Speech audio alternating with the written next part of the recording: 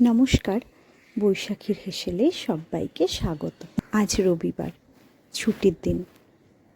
কালকের দিনটা ফ্যামিলির সাথে খুব সুন্দরভাবেই সময় কাটালাম।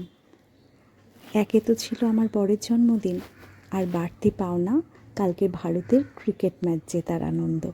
সত্যি দিনটা দারুণ কাটালাম। এবার আসি আজকের রান্নায়। মাছের তেল ছিল বেশ খানিকটা, তাই দিয়েই মাছের তেলের পকোড়া করলাম।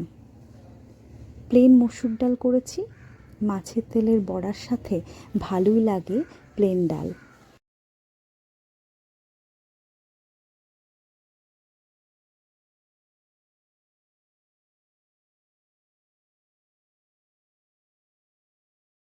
আলু দিয়ে পাঙাশ মাছটা করলাম। খুব যে ঝোল ঝোল করে রান্না করেছি তা নয়, গ্রেভিটা একটু ঘনই রেখেছি। এর সাথে আছে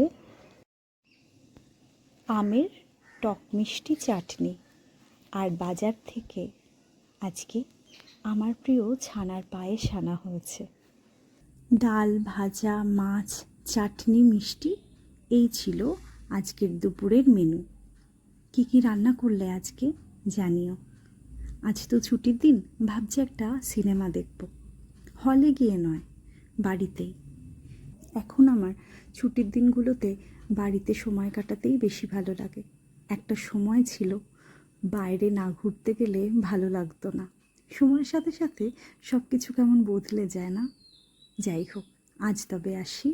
আবার দেখা হচ্ছে কাল। সবাই সবার পরিবারকে নিয়ে সুস্থ থেকো, ভালো থেকো।